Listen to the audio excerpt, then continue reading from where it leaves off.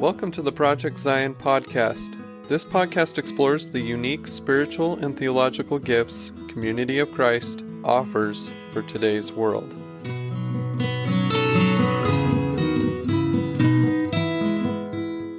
Hello, everyone. Welcome to Project Zion podcast. This is Brittany Mangelson, and I'm going to be your host for today. And I am super excited about this interview. We have got on Gina Colvin, who is no stranger to Project Zion podcast or the podcasting world in general. Gina is the host of A Thoughtful Faith, and she has interviewed people from all over the spectrum of the restoration, both in the larger Mormon tradition to Community of Christ and everywhere in between. So we have had Gina on the podcast before. She was part of our Fair Trade series, which is all about faith transitions. We did a podcast episode with her when right after she was confirmed in Community of Christ at World Conference in 2019. So this is just going to be a catch-up episode as Fair Trade Chapter 2. Since then, she's been ordained. She's been involved in a lot of things, and I'm just excited to chat with her. So Gina, welcome to the podcast. Oh, kia ora, Brittany. It's a thrill to be here with you. Yes, like I said, I'm so excited.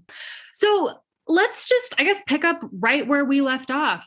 Listeners, if you haven't listened to Gina's first episode, I will be sure to link that in the show notes because it talks about her Mormon upbringing and background and her faith transition and how she found Community of Christ and how she decided to become a member in New Zealand when there isn't really a presence in New Zealand. So it's a really fascinating story. So be sure to check that out first.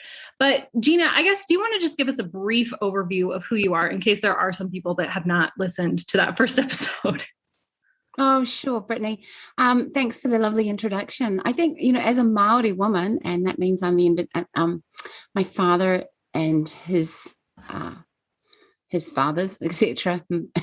His parentage is Indigenous New Zealander. So, like in my custom, I would say, ko hikurangi te maunga, ko waiapu te awa, ko ngā tupiro te iwi, which is to say that my mountain is hikurangi and my river is waiapu, and my people are the people of Poraurangi. And so that is my foundational identity. But here I live in Christchurch, New Zealand, which is in the South Island. Nathan and I are the parents of 6 boys. One of us who came to us biologically and the others who came to us by other means, not theft, by the way. Really thrilled to be part of this conversation. I was talking to my niece yesterday who's considering her spiritual formation, a really similarly sensitive spiritual young woman. And we were talking about churches, and she didn't grow up Mormon. But it's just such a thrill to be at this time of my life in which matters of spirit and church and faith are of a primary professional but also personal interest and importance. Yeah, and the depth of knowledge and experience that you have, and the cultural comparison to my very white Utah way of looking at the world is always so refreshing. So yeah, I'm really excited to have this conversation. So let's just pick up where we left off. World Conference 2019. You were confirmed at the beginning of World Conference. And I know on your previous episode, you shared your thoughts on World Conference. But what has life been like since? Clearly, we are in the midst of a global pandemic, but also New Zealand has been totally rocking the response. Right. But yeah, what kind of things have been happening in the life of Gina Colvin? Religiously? Yeah. Well, I think with everybody, it's on a go slow. The frenetic activity of church attendance has been, for everybody, including New Zealand, has been wound down considerably. And I think that's actually really good to have a pause and to notice the hustle and bustle of church activity, which is sometimes our religious formation sometimes isn't the same as our spiritual formation. So this has been a really good time just to take stock, I think. And I hope, and I see a lot of people using this time wisely to consider what's useful and what's not useful. and to settle into a quieter spiritual rhythm. So that I've really been enjoying that. In terms of church activity here in New Zealand, you're right to say, Brittany, there's not much of a presence of Community of Christ, and that's historical in many respects. Community of Christ never really had an evangelizing mission here in New Zealand, and the Mormons beat them to it. But in many respects, I think Community of Christ is much more better fit culturally. We're very liberal and somewhat a little bit secular, but we're very politically liberal, social democratic. And I look at Christianity broadly in New Zealand, and I think, man, Community of Christ is so intuitive, and intuitive in respect to New Zealand culture. It just sort of picks up the things that we socially and culturally are really important to us. And it beautifully fits into a Māori worldview, which is really important to me.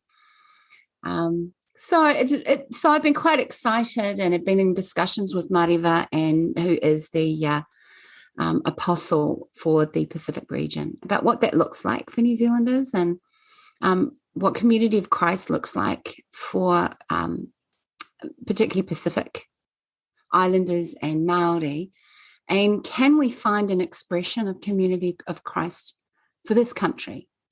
What movements do we need to make theologically to make space for, particularly for Indigenous Pacifica Polynesian people who aren't desert people? You know, we're not desert Hebrew people. We're seafarers and pathfinders and wayfinders. And the ocean is important to us. So this is a lovely movement to make, to say, what is an ocean? What is God? What does Jesus mean? What does spirit mean to an ocean people?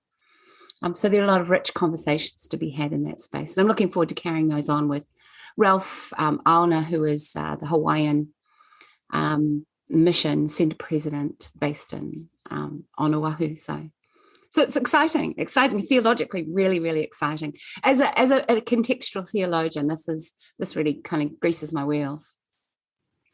Well, and how refreshing to not have Christianity through Community of Christ be this thing that we have placed on your culture, that we have placed in your borders, that we have placed in your waters, that we have shoved down your throat in very violent ways, right? Like that's the history of how Christianity has spread.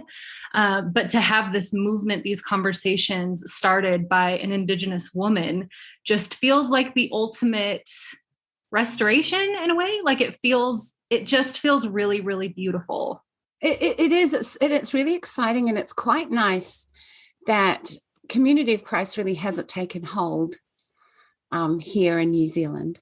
I mean, we do have a few members, particularly in Auckland, but it's just really fresh territory. Like it can start decolonized.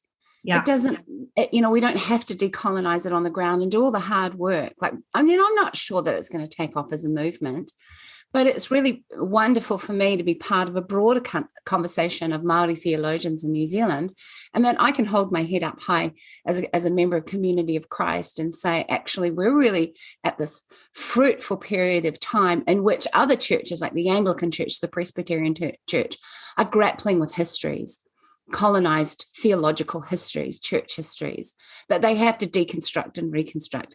I have the pleasure and the advantage of being part of an established church community, which is open to having those broader conversations, so that if we do enter here in any great presence as a Māori presence, some of the groundwork's already been done, the consultations already been done, the theology's been set down, and this place has been acknowledged as having its own history and context. So that's quite gorgeous. I really enjoy that. And as you were just speaking, I could not help but think of how, you were once a Mormon woman who wasn't even allowed to plan a worship service, or probably wasn't even allowed to be in the building without the presence of a man. Yeah. And so it's not even a full circle moment. It's like a completely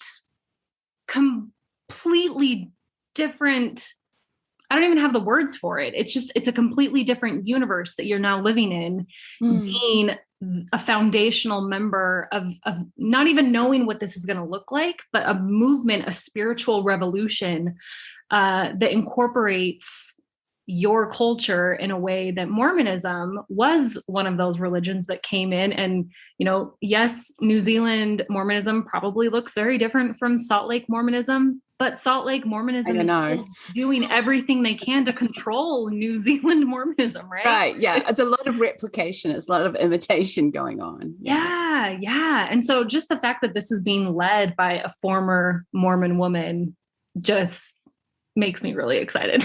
Well, I'm excited too, because it does seem that former Mormon woman like do the stuff, right? Yeah. I'm talking about Jacinda Ardern as our prime minister. Yes, exactly. Oh, exactly. No, I think that says something about the tradition. I was reflecting on it, and I thought, I don't regret ever being Mormon. I don't regret the associations I made. I regret spending much longer than I should have. But it is what it is. That's my story. But I do love that it taught a thoughtful work ethic. It taught the importance of community and connection and structure and liminality. And it taught me to shadow box with a moral world. And it sharpened the edges. So there are things that I'm sensitive to as a Mormon woman who's gone through those experiences of socialization and a very orthodox faith, which, alarm bells will ring. And I'm more broadly involved in the Christian community here in New Zealand with professionally, but also through my involvement with, theology schools and a movement of, Māori theologians and my time with the Anglican Church. And there are things that, as a former Mormon, I notice that are small pathologies, which I'm really sensitive to. And I think that's a gift. That's a gift to the church. I hope so. They probably don't say that. Like, they're probably listening and going, no, it's just an irritation, Gina. No, I think it is good. And especially where we want, what we would call mission or ministry to happen in the context of the people, the past experiences, the current realities of everyone coming together and not only worshiping God, but figuring out what God is, who God is, figuring out how to pray, figuring out how to be in community that upholds the worth of all people. That takes a lot of work, and it takes a lot of voice and a lot of intention and a lot of thoughtfulness, like you've said. So I definitely think, as much as I would want to rid myself of all my Mormon baggage, like, it's impossible. I carry it with me wherever I go, and it's always going to be there. But I really am super jazzed when I see former Mormon women just absolutely rocking it. It feels like the ultimate, sorry, Brigham. And like, we're going to move forward. Oh, it's great. It's great. So let's talk about your ordination a little bit. Because again, I'm intrigued with this idea that you are really starting something new in New Zealand. You are starting the conversation of what does it look like to be Community of Christ, even if that's Gina Colvin. What does it look like to be Community of Christ in New Zealand? And because of the pandemic, travel was clearly restricted. And so your ordination happened under unique circumstances. So just tell us a little bit about that, logistically, what it was like. And then as you transitioned again from being a Mormon woman to a leader, a foundational leader in Community of Christ, how was that process for you? Yeah, it was actually a very gentle process. I'm not one for, I know it might sound disingenuous, but I'm not one for big things. Like, I hate Christmas, I hate Easter. So I just sort of had a gentle run up to it. I was asked to consider ordination and, immediately said, absolutely. There's no question. And so my ordination, and I'm just trying to think when it happened. the COVID thing has like turned all my timetables inside out. I was trying to think of when it happened too, and I could not remember. No, I can't either. I feel like it's been within the last year. Mm-hmm. Let's just say that. Okay, so or maybe it happened at the beginning of this year. Anyway, and it was done remotely. And Mareva ordained me. So, and people came in to support that from all over the Pacific and United States. And it was just, I thought it would be weird, but it wasn't. It was moving, it was profound, and it was well thought through and well organized. It was just a really lovely experience. And it's just an odd thing to think that I now have the Melchizedek priesthood. Yeah. Absolutely. I mean, and I know that you were involved with ordained women in the LDS Church, and clearly in all these conversations about a more equitable way to do church. And then to have your ordination happen online. So like, not only are you doing something that is an outward symbol of equality in a church setting, but then to be able to do it online and have people locally and literally all over the world join in. I doubt you thought that was going to be your future, I guess. I didn't really. And what was really beautiful and what capped it off beautifully is we have a group, an ecumenical monthly service, a group we call Hei Kōpua, which in Māori means, in English means deep waters. And so we have Baptists, and we have a Presbyterian minister. We hold it at Knox Presbyterian Church just down the road. And it's a group of, I guess, kind of marginal, people who want a more innovative spiritual experience, LGBT people who haven't found healing in their formal Christian traditions. And so I offered communion that night to all of these people who were not Community of Christ, with the absolute blessing of the Presbyterian minister there. So it was just really, really joyful to be able to do that. And I did it in Māori. And my husband, who's Mormon, was very, very tearful. He came and received communion, and it was just, and I looked up and he had tears flowing down his eye, down his cheeks. And it was just a really beautiful experience. And I was so glad to have been able to celebrate the opportunity to offer communion with people from all over the religious spectrum. Yeah. And I think that you are pointing to something that is so beautiful about Community of Christ, in that you can immediately be ecumenical without fear of any sort of repercussions.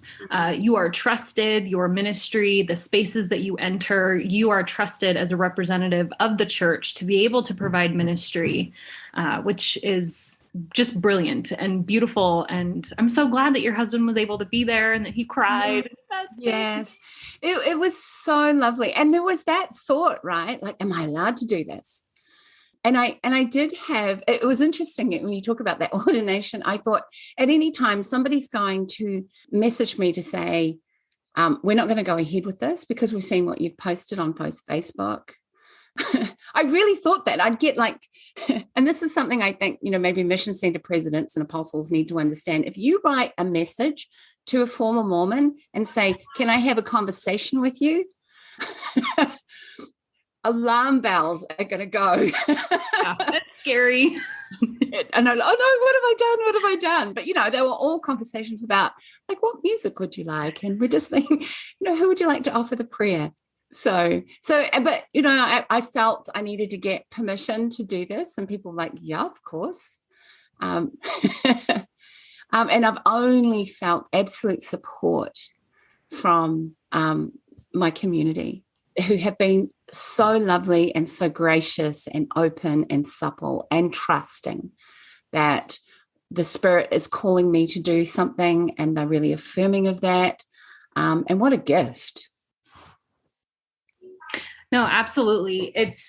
it's such an affirmation to who you are and to what your surrounding culture needs. And again, I think it goes back to that colonialization of Christianity, of having this hierarchy to say, no, Gina, you do it this way.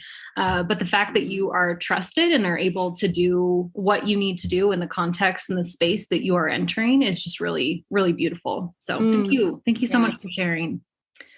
So you brought up Facebook, so let's go there. I know that you have a spiritual formation group that's specifically about spiritual reconstruction and formation. And I am curious because there are so many former Mormons or even folks who are trying to stay in the Mormon church who are just so spiritually hungry. And it's my understanding that this Facebook group are filled with listeners to your podcast and who are looking for something more, who are looking for something, like you said, more innovative, more inclusive, more flexible, that kind of thing. So talk me through that Facebook group and just some of the posts that you do and maybe the intention behind it, of how you are creating community on the internet. I think it comes, it arose because there was a bit of a purge on the Thoughtful Faith support group. And, there was a bit of drama and people who had really depended on that space were being turfed out. And so I quickly set up a page, but I didn't want it to be endless exit stories. There are a lot of places where you can vent about the church, but I suppose the intention was always like, okay, so what now?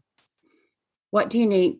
You've obviously let something go. How can we help you let the rest go and make space for something more? And I think that's a really hard movement for a lot of Mormons to make. My sense is there's a lot of deconstruction going on, but people get caught in deconstruction and don't move into reconstruction because it's frightening to consider oneself differently. Composed, made of different elements. So even though those elements are no longer useful and we're warring with them, I think many people are quite highly attached. And that's not a criticism, it's understandable that we're attached to the familiar. If we have to love it or hate it, we'll still stay with the familiar. I think that's the nature of humanity. And so this space is just a kind of a gentle space to say, actually, there's something more. There are other thoughts to think about. There's other ways of understanding the word God. Mormons think they have a monopoly on the idea of God. And they have, and when they come into a crisis, the God crisis, the automatic assumption is that everybody has thought this way.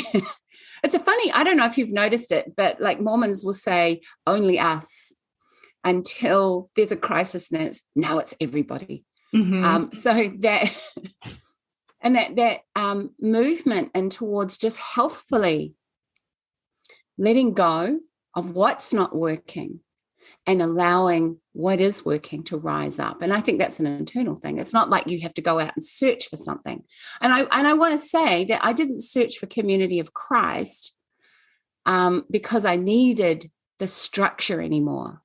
I don't need the structure. I'm okay without the institution, but it was just a really purposeful place and it fit me. It fit my soul. And a supportive place for me to do my own inner work and for that inner work to be part of a community. So, I was all over the place when I said that. But this is to say that, Mormonism is highly structured. There needs to be a deconstruction. There always must be a deconstruction. It goes with our natural course of development, adults' development, our brains change, our the way we understand the world naturally changes. And the church doesn't, the LDS church often doesn't go with that change. It doesn't move intuitively with adult stages of adult development. And so that support group is to say, look, we can journey with you. And as a community, we're going to try and journey with you as you wake up to new realities or you engage with new ways of thinking about the world and your spiritual self. As you put yourself together again. And your posts in that group are very inviting, and you introduce people to different theologians, different ways to view scripture, different spiritual practices, different ways to view God, which I think is so important, because you articulated something in a way that I had not heard before, but it's absolutely true. This idea that Mormons think that their way of viewing God is so unique, that it's only us that believes this and this and this, and we're so, a chosen people, peculiar people, whatever they want to say.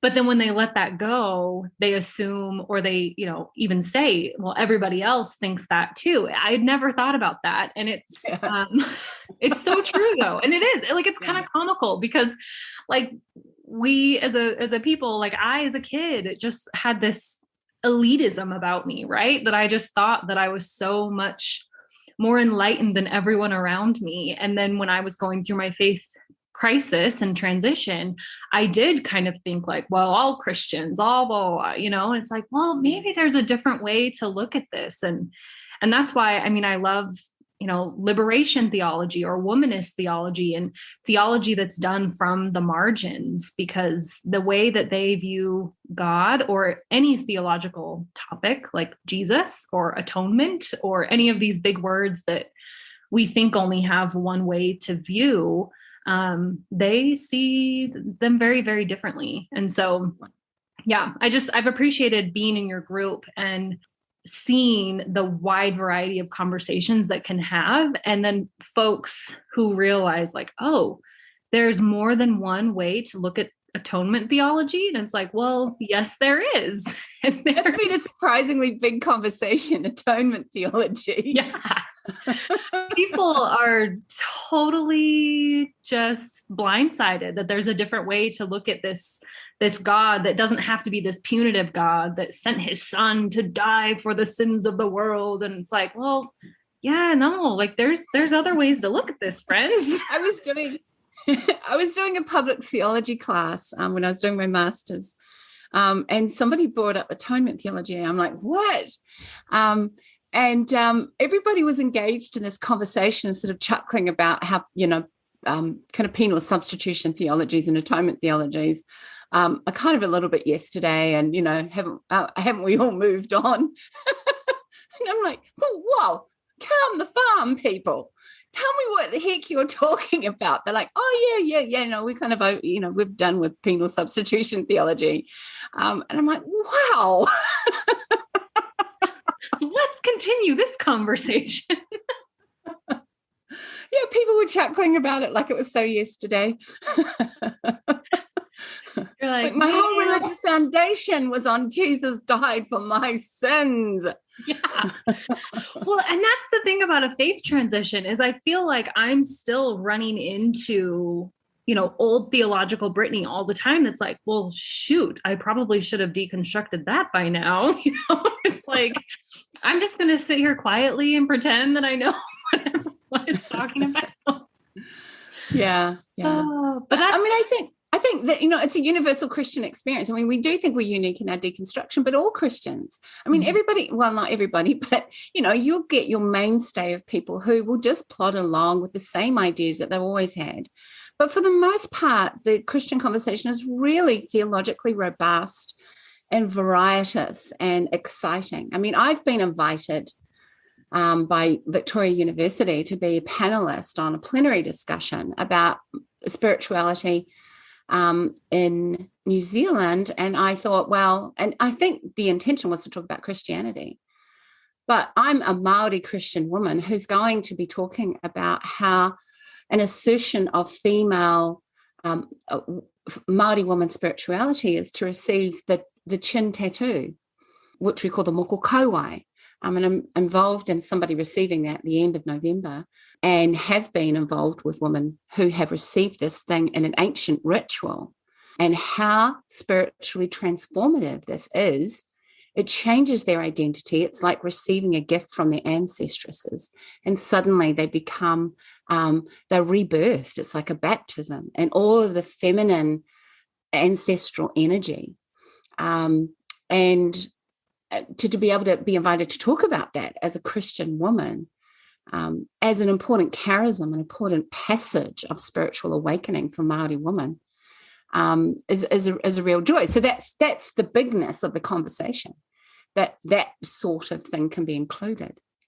Which, again, to contrast that from what you came from, is a completely Americanized, whitewashed, we're going to make everybody dress in suits and ties. And recognizing, so when you're going through your faith transition, that you don't have to have what you had before or nothing, that there is an entire world open, that the feminine divine doesn't have to be a polygamist wife to Heavenly Father, right? Right. It doesn't have to be Heavenly Mother. How about something else? Yes, exactly. But you can have this rich, culturally informed, beautiful ceremony that connects women to generations past, and to have it not be controlled by a patriarchal system that is out to shame people because Jesus had to die because they sinned, right? Like, right. There's other ways to look at this, is all I'm saying. Exactly. And it's such a beautiful world to be in. It, to be part of the conversation is so brilliant and so fulfilling and so joyous. And I will say that the kind of conversation of Mormonism just gets boring.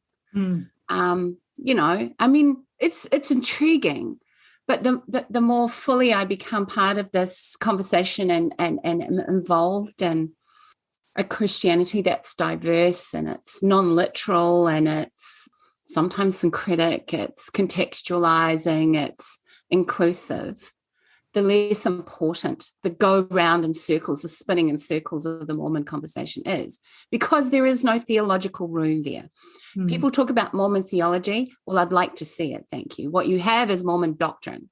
Yeah. This is me getting on my high horse. You have no right to talk about Mormon theology until you have a dedicated program of theology, Mormon theology, students and staff actually being permitted to contest the boundaries of the question of God. What you're doing is you're shuffling doctrinal decks, a deck of doctrinal cards and trying to make it work. But very few Mormons are involved in the theological discussion.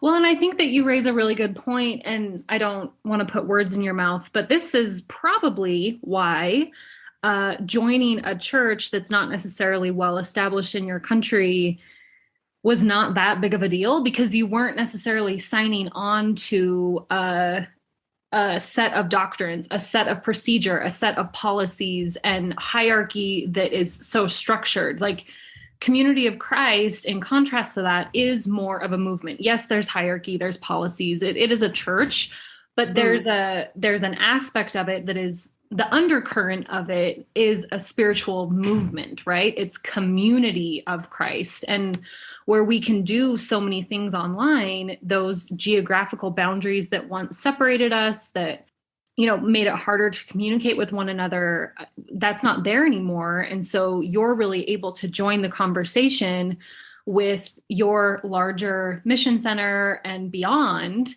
and provide ministry literally all over the world. I think of what you've done with Maxine Hanks, during the pandemic, and those worship services that you've helped facilitate. And so your ministry, literally has no borders, and the conversations that you are liberated to have no borders either.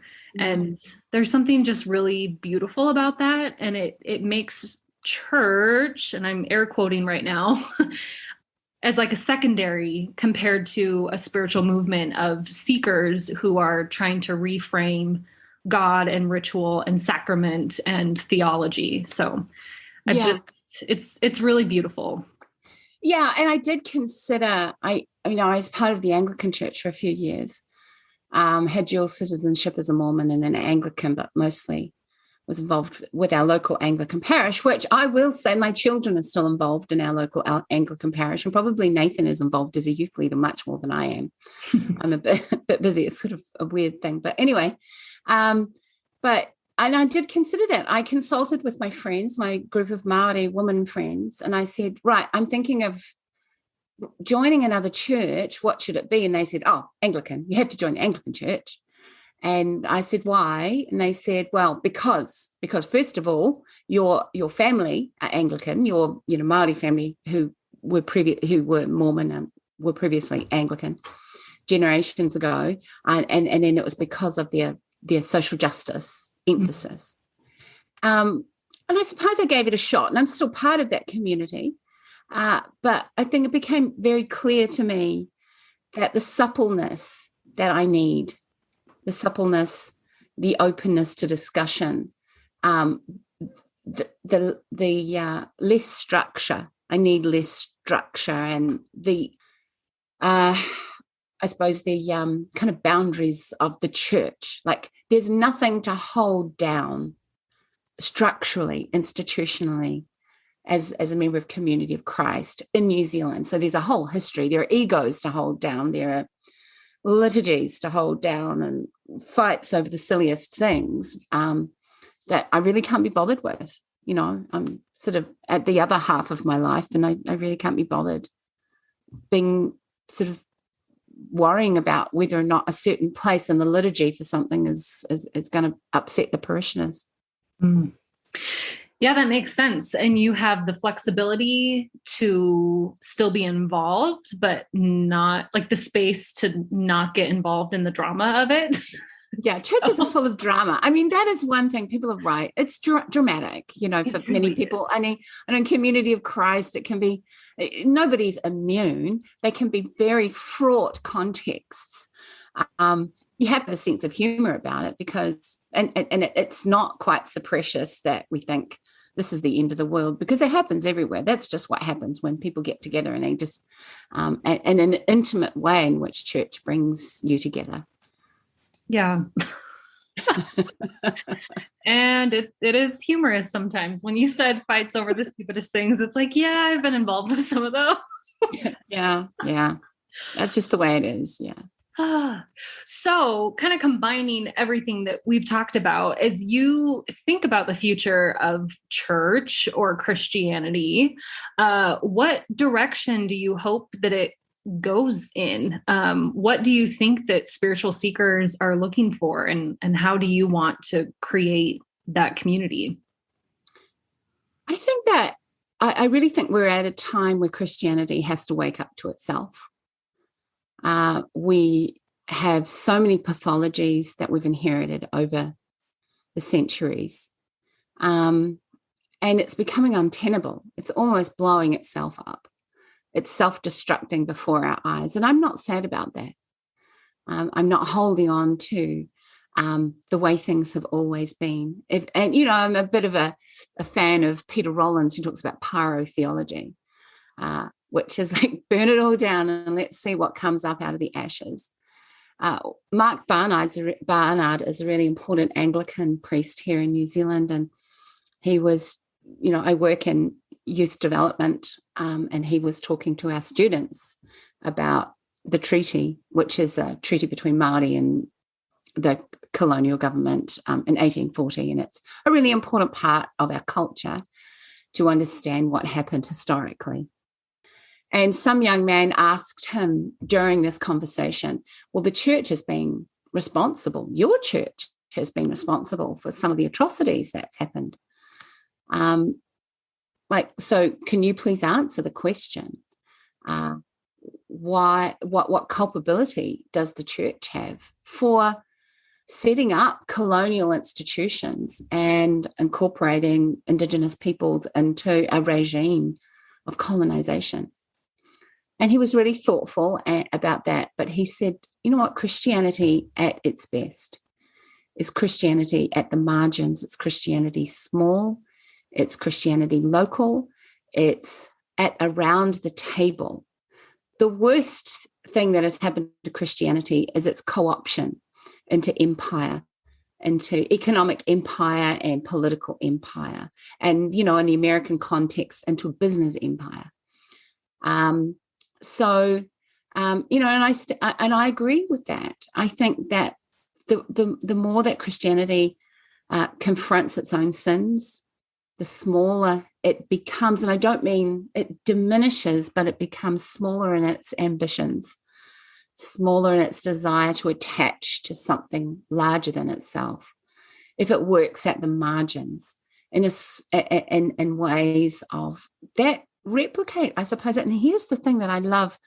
It's the image of Christ on the cross, which is a symbol of Christianity at its best. And not because Jesus is dying for our sins. That was the bait and switch. That's the wrong hermeneutic to bring that to. But Christianity says, I will die. I will let myself go because of the greater principle of human compassion. That's how far I will go for another person. That would be the limit of my compassion is death of the self. So I think Christianity calls us into constantly dying to our former selves, but also giving ourselves to community. And I don't think Christians do that. Anybody does that better than the Christian community. Gina, that was so beautiful. I think that it's so easy to get distracted by the bells and whistles of church and the policy and the boundaries and borders that humans, specifically men, historically have created around Christianity, and the way that they have superimposed it on different cultures in a way that divorces it from its original context, right? It was not a white religion.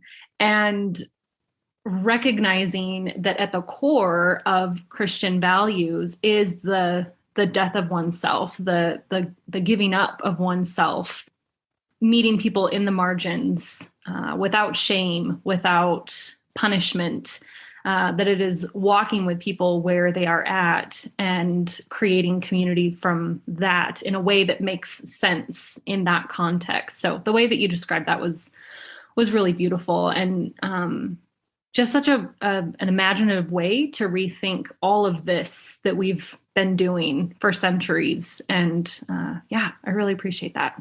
It's beautiful. Yeah. One of the things I do, that we have house church at home. We have home church, and it's gorgeous. It's gorgeous to have my family around, to have communion together, to have a time of spiritual insight and thought. Yeah. And my boys love it. They love it so much more than going to church, which is quite institutionalized. And I think that's the way that Christian faith is best, is best seen and best expressed. Exactly. And the fact that they can see their mom leading that is so beautiful. Like it just melts my heart. Yeah, indeed. I think if you ask my kids, they'd say that I was Buddhist. So I've kind of wondered about that. Like, what do your kids, I mean, and you don't have to go deep into their stories, but spiritually, where are they and how do they see your journey? Like, if I were to sit down with them, what would they say about you? Goodness, I don't know. It could be frightening. I think they would say, the Mormons excommunicated, Mum. But we like saying, no, they didn't. Oh. And then, a couple of months later, she was excommunicated. I wasn't actually excommunicated. But I think they were responding to the violence done to me. And they saw how kind of sad and fraught our whole family was over this. And I do remember, I've said this before, but I was baptized by my Anglican priest. And my baptism wasn't into the Anglican church as much. It was into the body of Christ. I really felt that draw into, I want to be in the body of Christ. I don't want to be baptized into a church, just in the body of Christ. And so it was an interesting time. And we still get teary about this, Megan and I, my priest. I just felt one evening, it was a Thursday night, and I just felt I would like to be baptized. We'd talked about it a bit. Nothing had been set down. And I went to the vicarage to drop the kids off for youth group. And I said, what are you guys doing? She said, we're going to the beach. And I said to her, and it just came out of my mouth before I said, well, there'll be a great time for you to baptize me then. She said, well, I thought you'd say that because I have everything packed in the car. So there goes your spiritual experience, Mormons. Brilliant. And so we went out to the beach. My kids were all there watching. The full moon came out, which is a huge symbol of the feminine. And under this full moon, I was baptized with the help of, 2 women. And I came out of the water, and one of my sons, Xander, said, "Wow, you're going to be excommunicated now." Megan said, "Shut up, Xander." Way to kill the mood. Right. But I mean, I think that's them saying that I was taking a risk of faith. Yeah, yeah. And they saw that journey. And Xander's our rainbow boy. So for him, I think he feels that I made decisions of faith, that I would only be in a community that would be affirming of LGBT people. And that meant loss, and that meant seeking, and that meant, gaining something else. So I think for him, he really appreciates that I'm not holding anything down spiritually or religiously that would marginalize him and his sexuality. My boys have different needs, spiritual needs. Once I asked them, "Who do you think God is?" One said, "God's a heavenly Father," which is so typical of him. I mean, he's at an evangelical Christian school. He needs things structured and clear. One said, "God's transgender." Another one said, "God's a woman." We had all of this stuff over the spectrum, and I think that's what we're dealing with when we open the conversation to our children. And when we think about their worship life, their faith life, we have to, as parents, be equipped to hold that.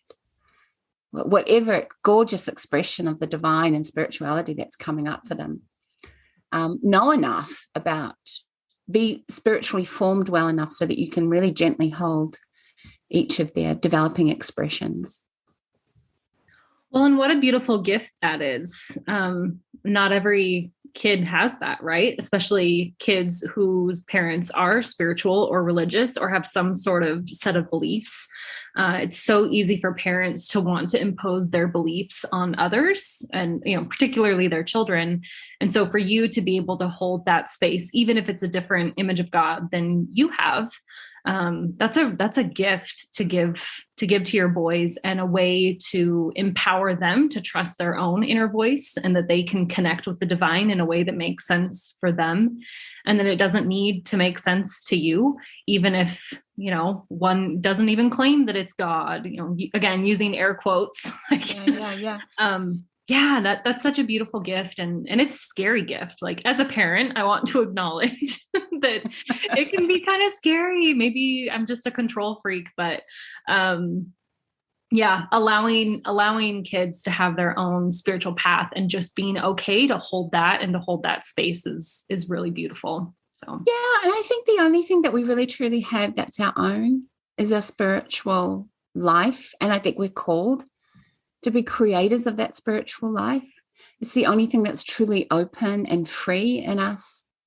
And so be the artist and provide the materials for your children, and, allow yourself to journey into this, because it doesn't demand anything from you. There's no payment. It's not a course, to understand your spiritual gifts and to understand your connection.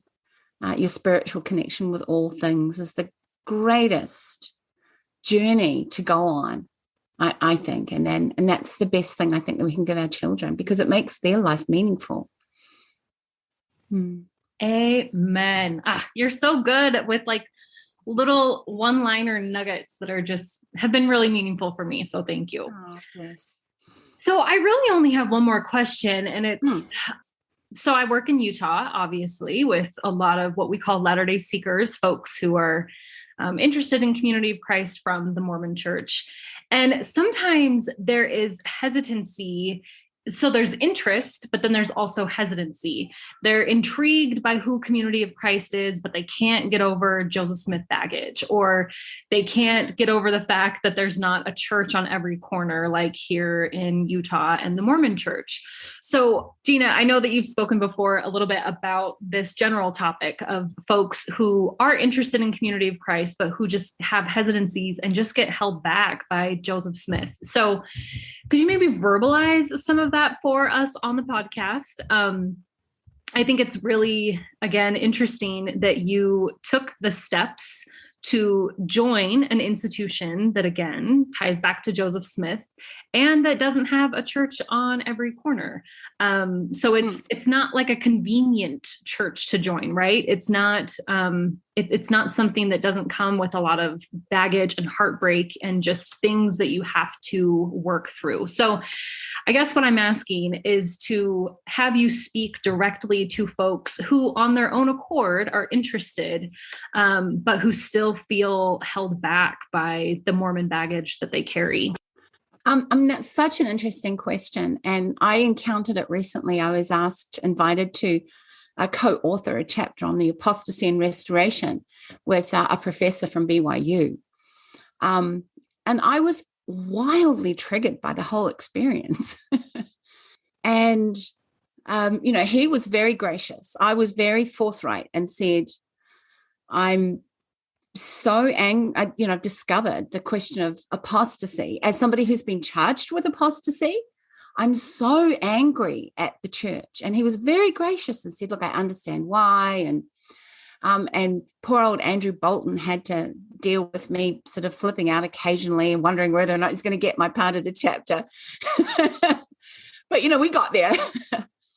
But I think the point was that I finally got to is that we have been talking about, and this is just my opinion, but actually having written this chapter, it occurred to me as I was finalizing the final paragraph, we're not actually part of the LDS we're not restorationist. We're post-restorationist. We're post-restoration progressive kind of ecumenical Christians with an enormous future because we're really happy to deal with our past. I think we are LDS restoration by history, by historical implication, but the revolution or the Renaissance of the 1960s and onwards has meant that more than any other faith tradition that I've ever encountered, there is a quality and a depth to the theological work and positioning that we as a movement have that I haven't seen replicated anywhere else. It's unique, and to get to this point, I went through a reasonably progressive Baptist church. I've done Quakers, which I still quite like because they don't say anything. And I've done Anglican. I hang around with Ignatian Catholics. I retreat with them. And I attend the local Zen Buddhist Zendo. So I haven't had my head in a cloud. But when it comes to Community of Christ, I feel like it's done enough of its work.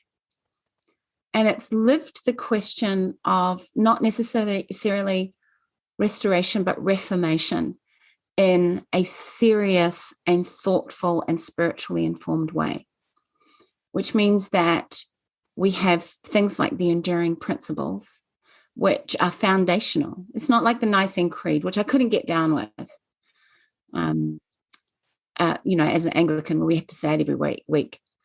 Okay, it's fine, but I do much prefer the enduring principles. But so I would say to you that,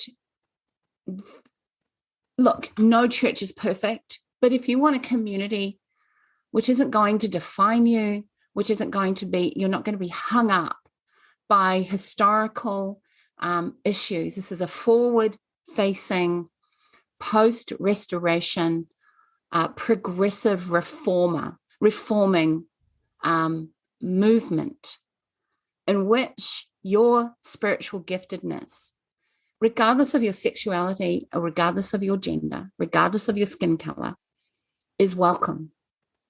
And that is, and it surprises me because on its own merits, there's a brilliance to Community of Christ. When I speak about Community of Christ to people in my own community, they're like, oh, wow, that sounds really interesting. If you speak to people who know people from Community of Christ, they say, yep, Community of Christ, that's solid. Doesn't have much money, but I mean, that's a good thing, I think, in many respects. People kind of like are quite woeful about our lack of, by comparison, wealth, but I think it's brilliant. I think it's wonderful. I think it's all churches need to experience who they are without the trappings of finances. So anyway, that's my little spiel. Like, it's spiritually mature, and spiritual maturity is something that I don't think you'll find elsewhere. If you're troubled with being Christian, go to the UUs. But if you are really still intrigued by a beautiful and mature and well-developed Christian expression of spirituality, then I just think look no further than Community of Christ. Like, I mean, you won't show up in Craig's Drive, wherever it is in Salt Lake City, and go, oh, wow, I've come to Zion. At a community level, it's, you know, every community has its issues. I haven't found there to be the knots and the briars that I have found in other places. So, yeah. Thank you for that perspective. I think that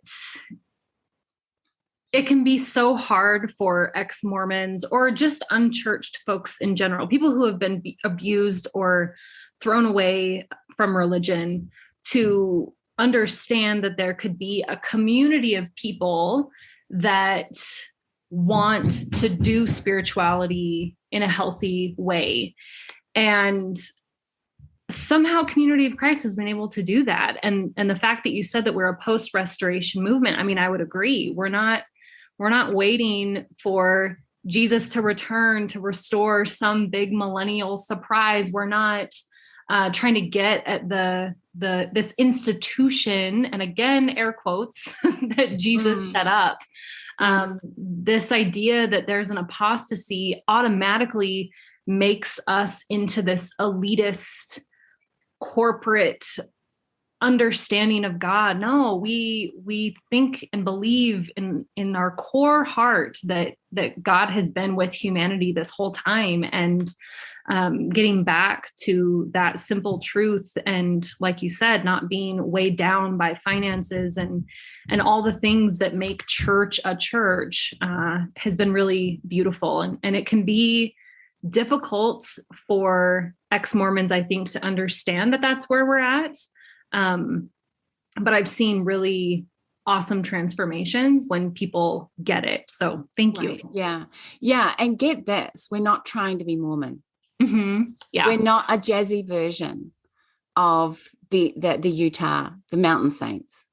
Like, Community of Christ is utterly its own thing and should be considered on its own merits. And I'm always mindful, you had a conversation with Rachel Held Evans in an airport, who mentioned Community of Christ. It stands out on its own merits. Yes, it has those connections, but those are incidental. At this point in our church's history, those connections to Joseph Smith, and if you talk to the descendants of Joseph Smith, they're as sort of ho-hum about that whole restoration story. That restoration story that has been mythologized belongs to the Mountain Saints. It was our history at one stage that has now been deconstructed. You don't need to be confronted by it. Exactly. Gina, again, you're just so full of good thoughts and one-liners. Thank you. So is there anything else? I always like to just leave it open if there's anything else that I didn't ask that you would like to say before we wrap this up. I don't have anything else. I mean, I suppose I'd just like to bless everybody's journey and to say that you were called to spiritual creation, and don't be stuck. and wallowing in something that no longer fits, trying to squeeze into something that no longer fits. The universe is calling you out to a full expression of your spiritual self. And, whether Community of Christ is part of that journey or not is beside the point. You're free. I free you. God frees you. No, it's not to say I'm God, but... Oh, Gina, this has been such a joy. Thank you so much. And again, for our listeners, Gina is the host of the Thoughtful Faith podcast. I almost said contest. And that'd be a cool thing, wouldn't it? Who can be the most thoughtfully faithful? And you can also find her on Facebook. So, Gina, thank you so much. And I'm sure we'll have you on again. Oh, blessings. Thanks so much.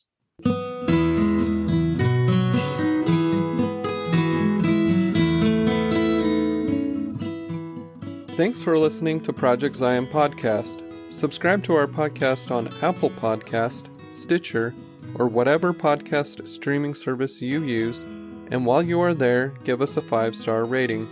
Project Zion Podcast is sponsored by Latter-day Seeker Ministries of Community of Christ. The views and opinions expressed in this episode are of those speaking and do not necessarily reflect the official policy or position of Latter-day Seeker Ministries or Community of Christ. The music has been graciously provided by Dave Hines.